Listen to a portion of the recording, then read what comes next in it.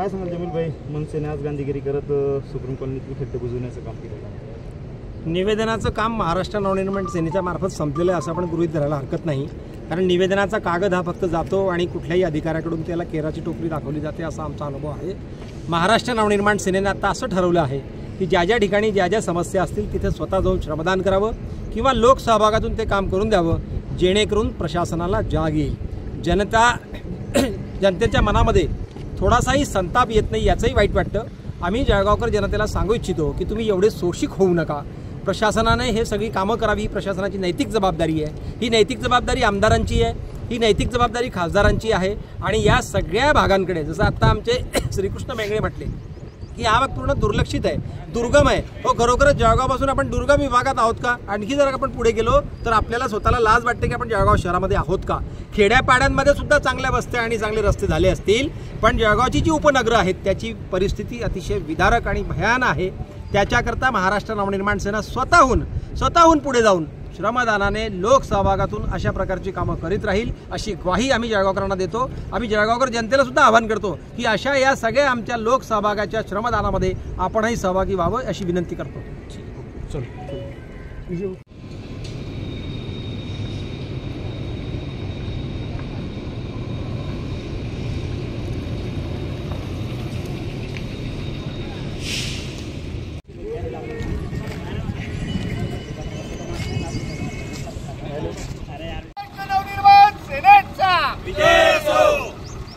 महाराष्ट्र नवनिर्माण सेनेचा आदरणीय राज ठाकरे साहेबांचा खड्डे न भरणाऱ्या महापालिकेचा निषेध असो.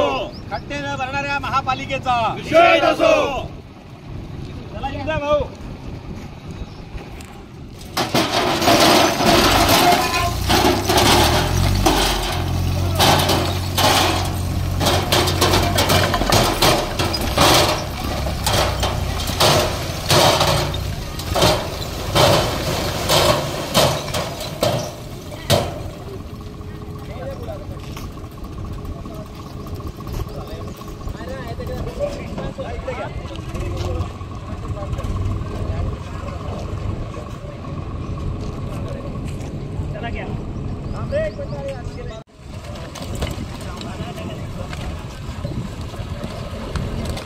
ओ भैया मागे या ना, इथून घ्या.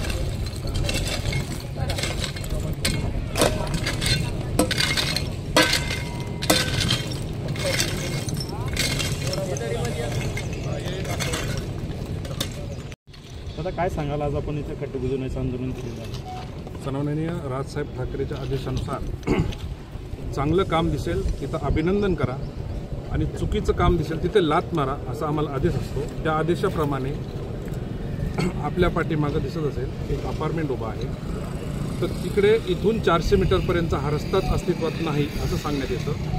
तर ह्या 400 मीटरसाठी आम्हाला कमीत कमी 1.5 किलोमीटरचा फेरा घ्यावा लागतो आणि त्या वस्तीमध्ये 2,500 लोकवस्तीची ती वस्ती आहे. महानगरपालिका वार्ड क्रमांक 19मध्ये ही वस्ती येते.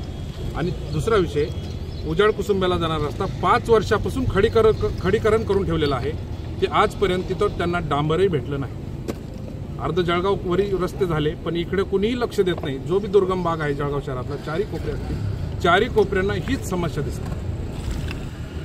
काय प्रशासनाकडे आपण काही निवेदन वगैरे दिलं होतं? प्रशासनाकडे निवेदन दिलं नाही, पण येणाऱ्या काळामध्ये जळगाव शहरामध्ये जिकडे खड्डे दिसतील तिकडे आम्ही झाडं लावण्याचं काम करू.